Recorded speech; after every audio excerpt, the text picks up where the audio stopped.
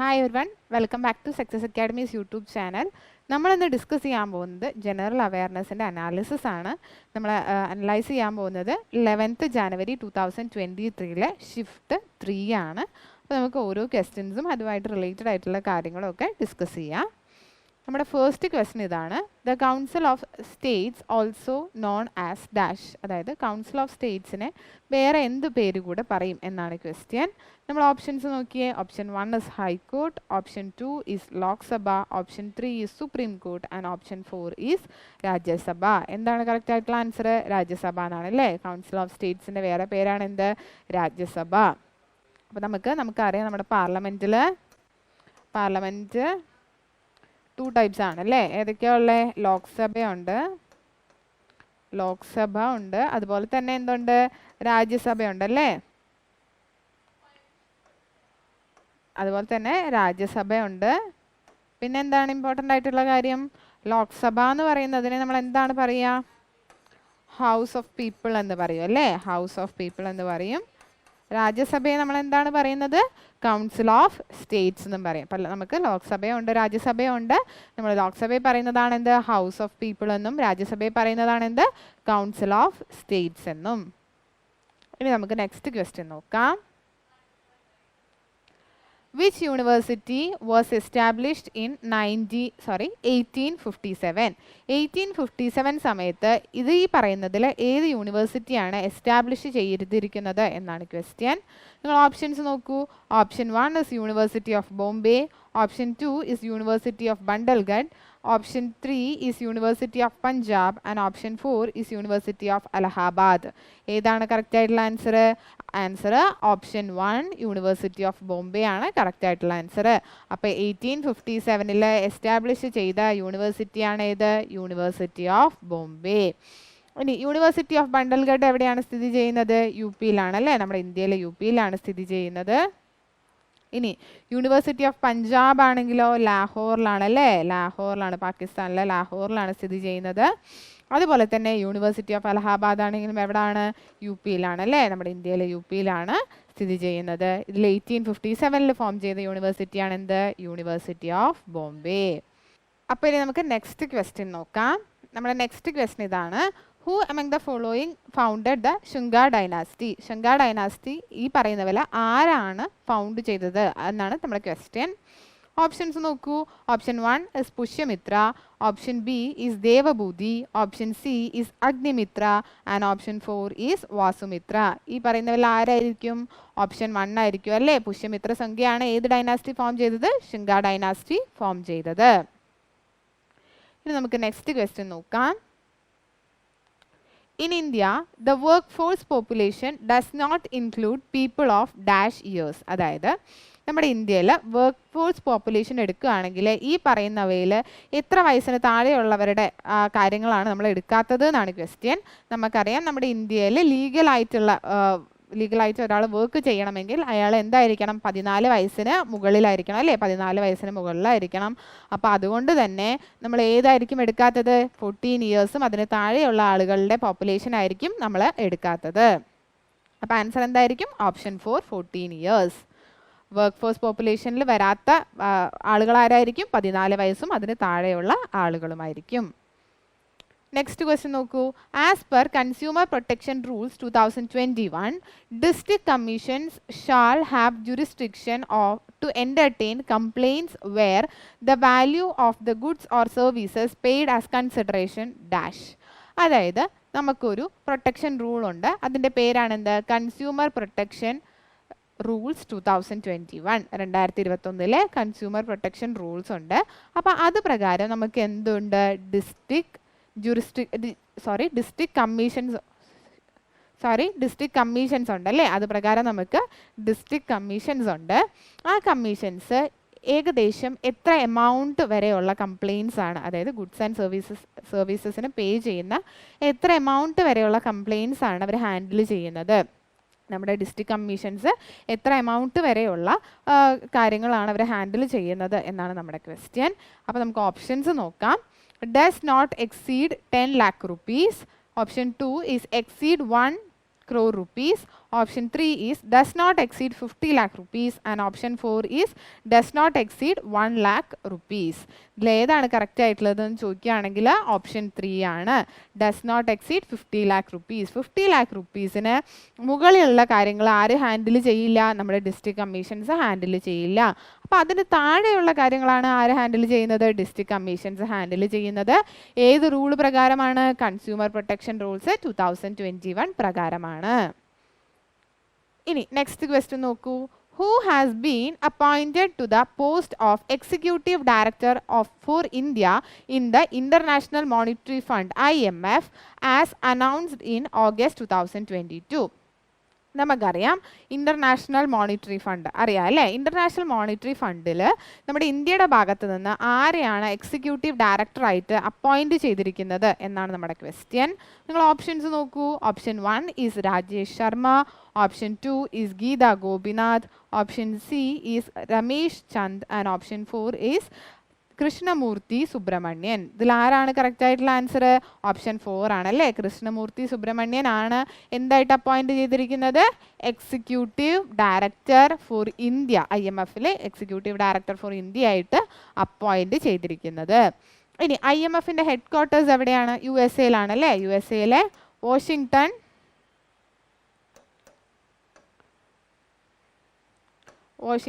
DC-യിലാണല്ലേ.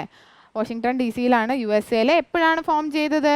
1944-ലാണല്ലേ form ചെയ്തത്.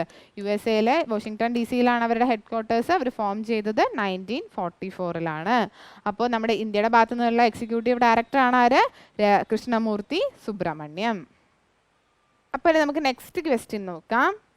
നമ്മുടെ next question ഇതാണ്. How many fundamental duties R mentioned in the Indian constitution? നമ്മുടെ Indian കോൺസ്റ്റിറ്റ്യൂഷനിൽ എത്ര ഫണ്ടമെൻ്റൽ ഡ്യൂട്ടീസ് ആണ് മെൻഷൻ ചെയ്തിരിക്കുന്നത് എന്നാണ് ക്വസ്റ്റ്യൻ. എത്ര ഫണ്ടമെൻ്റൽ ഡ്യൂട്ടീസ് ആണ്? 11 ഫണ്ടമെൻ്റൽ ഡ്യൂട്ടീസ് ആണല്ലേ. ഓപ്ഷൻ 3 11 ഫണ്ടമെൻ്റൽ ഡ്യൂട്ടീസ് ആണ് നമ്മുടെ ഇന്ത്യൻ കോൺസ്റ്റിറ്റ്യൂഷനിൽ മെൻഷൻ ചെയ്തിരിക്കുന്നത്. ഇനി ആ 11 ഫണ്ടമെൻ്റൽ ഡ്യൂട്ടീസ് ഏത് ആർട്ടിക്കിളിലാണ് വരുന്നത്? ആർട്ടിക്കിൾ 51A-യിലാണല്ലേ വരുന്നത്. ആർട്ടിക്കിൾ 51A-യിലാണ് വരുന്നത്. അതുപോലെ തന്നെ ഏത് പാർട്ടിലാണ് വരുന്നത്? പാർട്ട് 4A-യിലാണല്ലേ വരുന്നത്. പാർട്ട് 4A-യിലാണ് വരുന്നത്. ആർട്ടിക്കിൾ 51A-യിലാണ് വരുന്നത്. അതുപോലെ തന്നെ ഇമ്പോർട്ടൻ്റ് ആയിട്ടുള്ള ഒരു കാര്യമാണ് എന്ത്? നമ്മുടെ 42nd amendment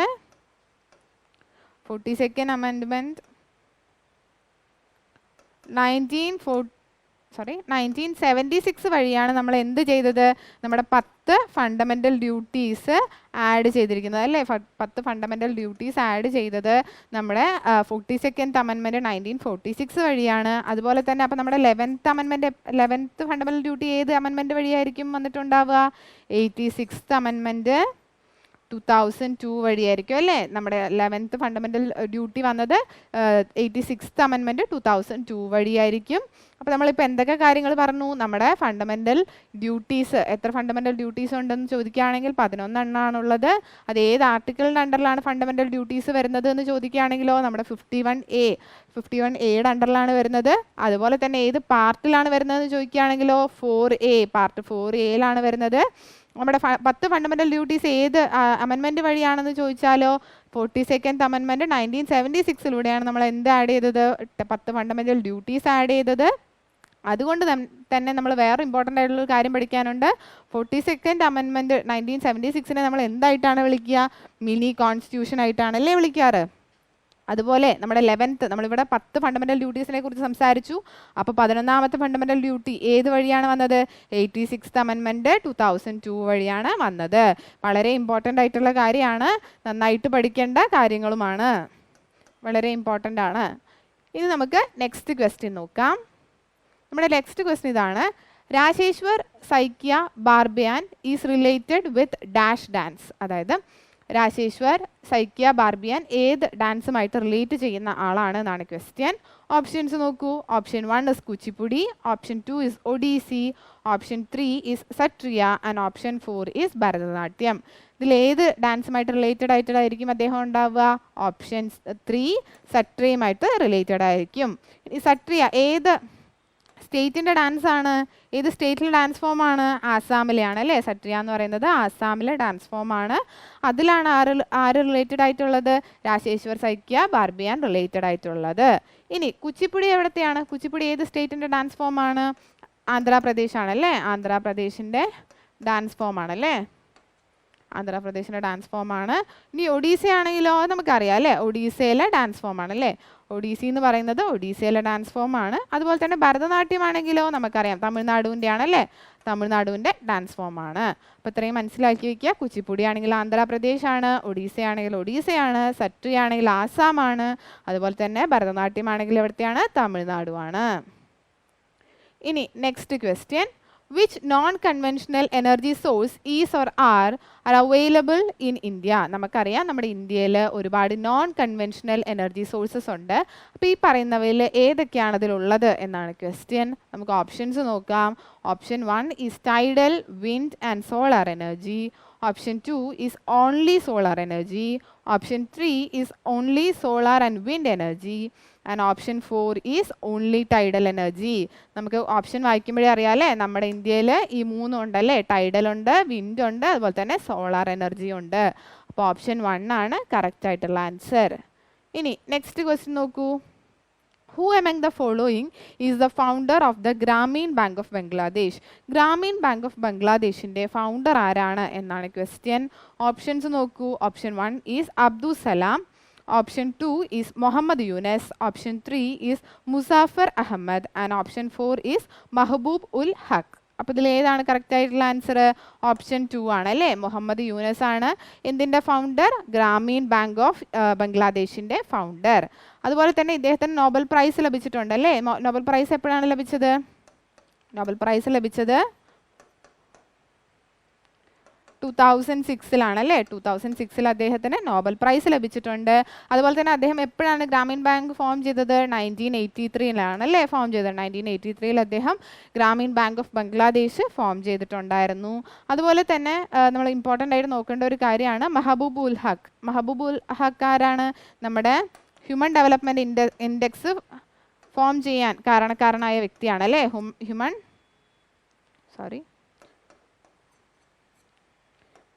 human development index അല്ലേ. ഹ്യൂമൻ ഡെവലപ്മെൻറ്റ് ഇൻഡെക്സ് ഫോം ചെയ്യാൻ കാരണക്കാരായ വ്യക്തിയാണ് ആര്? മെഹബൂബ് ഉൽ ഹക്ക് എന്ന് പറയുന്ന വ്യക്തി. അതുപോലെ തന്നെ നമ്മളിവിടെ എന്താണ് പഠിച്ചത്? Grameen bank of Bangladesh form ചെയ്തത് ആരാണ്? മുഹമ്മദ് യൂനസ് ആണ്. എപ്പോഴാണ് ഫോം ചെയ്തത്? 1983 ഫോം ചെയ്തത്. ഇതിൻ്റെ കാര്യത്തിന് തന്നെ അദ്ദേഹത്തിന് നോബൽ പ്രൈസ് കിട്ടിയത് എപ്പോഴാണ്? 2006. അപ്പോൾ നമുക്ക് നെക്സ്റ്റ് ക്വസ്റ്റ്യൻ നോക്കാം. നമ്മുടെ നെക്സ്റ്റ് ക്വസ്റ്റ്യൻ ഇതാണ്. The chemical name of the acid present in vinegar is called dash. അതായത് വിനീഗറിൽ പ്രസൻ്റ് ആയിരിക്കുന്ന ആസിഡിന് പറയുന്ന കെമിക്കൽ നെയിം എന്താണ് എന്നാണ് ക്വസ്റ്റ്യൻ. എന്തായിരിക്കും ഓപ്ഷൻസ് നോക്കൂ. Option 1 is nitric acid. Option 2 is acetic acid. Option 3 is formic acid. And option 4 is malonic acid. ഇതിൽ ഏതാണ് കറക്റ്റ് ആയിട്ടുള്ള ആൻസർ? ഓപ്ഷൻ 2 ആണല്ലേ. അസെറ്റിക് ആസിഡ് ആണ്. വിനീഗറിന് പറയുന്ന കെമിക്കൽ നെയിം എന്താണ്? അസെറ്റിക് ആസിഡ് എന്നാണ് പറയുന്നത്. അതിൻ്റെ ഫോർമുല എന്തായിരിക്കും? കെമിക്കൽ ഫോർമുല CH3COOH ആയിരിക്കും അല്ലേ. CH3COOH എന്നാണ് കെമിക്കൽ ഫോർമുല വരുന്നത്. ഇനി നെക്സ്റ്റ് ക്വസ്റ്റ്യൻ നോക്കൂ. The hot weather season is also the season for localised thunderstorms associated with violent winds, torrential downpours often accompanied by hail in West Bengal. These storms are known as dash. അതായത് hot weather season ആണെങ്കിലും എന്തൊക്കെ ഉണ്ടാവാൻ സാധ്യതയുണ്ട്? Localised ആയിട്ട് thunder storms ഉണ്ടാവാൻ സാധ്യതയുണ്ട്, violent winds ഉണ്ടാവാൻ സാധ്യതയുണ്ട്, അതുപോലെ തന്നെ ഹെവി ഡൗൺപോർസ് ഉണ്ടാവാൻ സാധ്യതയുണ്ട്. അത് അക്കോമഡേറ്റ് വിത്ത് ഹെയിലാണ്. അപ്പോൾ ഇതിനെയൊക്കെ വെസ്റ്റ് ബംഗാളിൽ പറയുന്ന പേരെന്താണ് എന്നാണ് ക്വസ്റ്റ്യൻ. ഓപ്ഷൻസ് നോക്കൂ നിങ്ങൾ. Option 1 is Mahawat. Option 2 is Tahiti. Option 3 is Loo. And option 4 is Kal Baishakhi. അപ്പോൾ ഏതാണ് കറക്റ്റ് ആയിട്ടുള്ള ആൻസർ? ഓപ്ഷൻ 4 ആണ്. ഇത്രയും കാര്യങ്ങൾക്ക് നമ്മൾ വെസ്റ്റ് ബംഗാളിൽ പറയുന്ന ഈ സ്റ്റോംസിന് വെസ്റ്റ് ബംഗാളിൽ പറയുന്ന പേരാണ് എന്ത്? കാൽ ബൈശാഖി എന്ന്.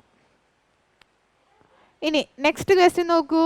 Which political leader from Jammu and Kashmir, India, started a 3-day visit to Kishtwar Doda belt in November 2022. അതായത് ജമ്മു ആൻഡ് കാശ്മീരിലെ ഏത് പൊളിറ്റിക്കൽ ലീഡറാണ് ഒരു 3-day വിസിറ്റ് നടത്തിയത്? എവിടേക്കാണ് 3-day വിസിറ്റ് നടത്തിയത്?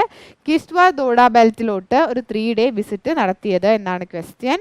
ആരാണെന്ന് നോക്കാം. ഓപ്ഷൻസ് നോക്കൂ. മെഹബൂബ മുഫ്തി. Option 2 is Farooq Abdulla.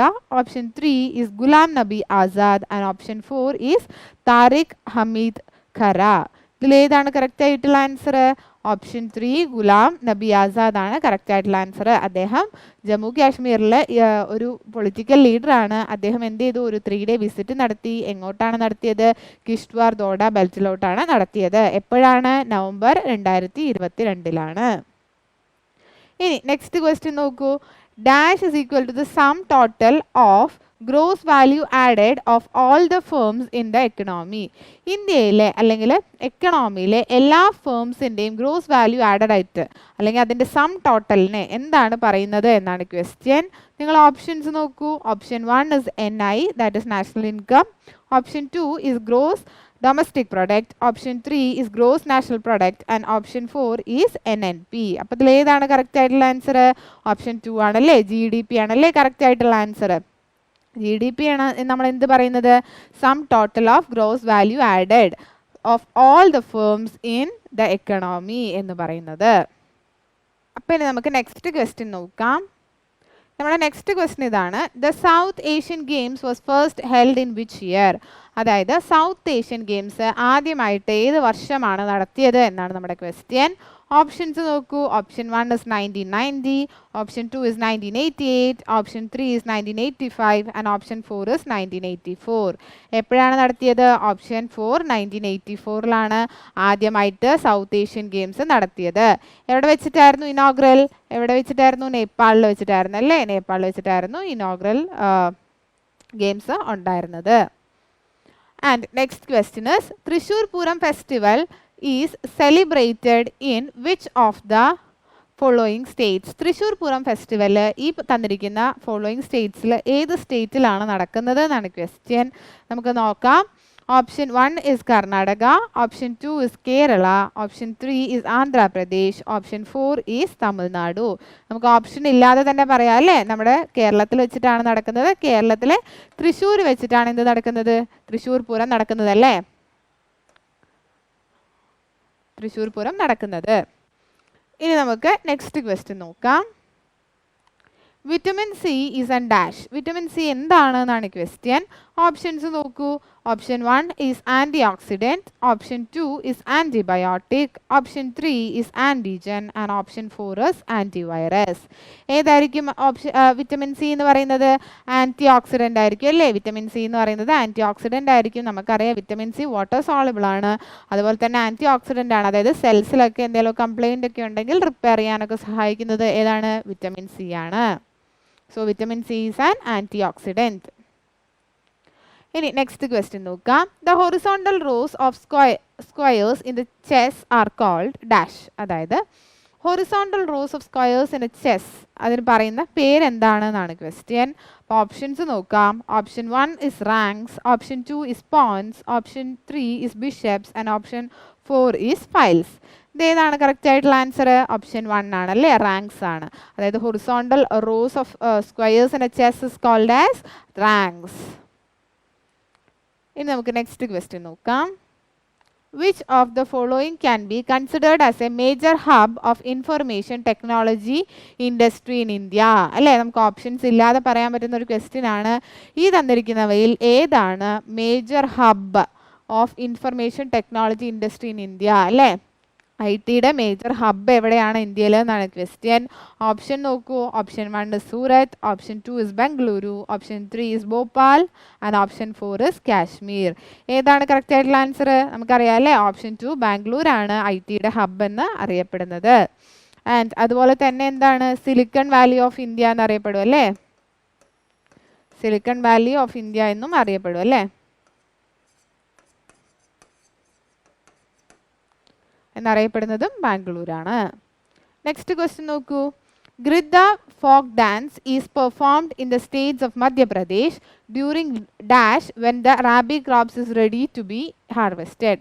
അതായത് റാബി ക്രോപ്സ് ഹാർവെസ്റ്റ് ചെയ്യാൻ തുടങ്ങുന്ന ആ സമയത്ത് മധ്യപ്രദേശിൽ നടക്കുന്ന ഒരു ഡാൻസാണ് ഏത് ഗിദ്ദ ഫോക്ക് ഡാൻസ്. അപ്പോൾ അത് ഏത് സീസണിലായിരിക്കും ഇതിൻ്റെ ഹാർവെസ്റ്റും അതുപോലെ തന്നെ ഈ ഡാൻസും ഒക്കെ നടക്കുന്നത് എന്നാണ് നമ്മളെ ക്വസ്റ്റ്യൻ. അപ്പോൾ ഓപ്ഷൻസ് നോക്കൂ.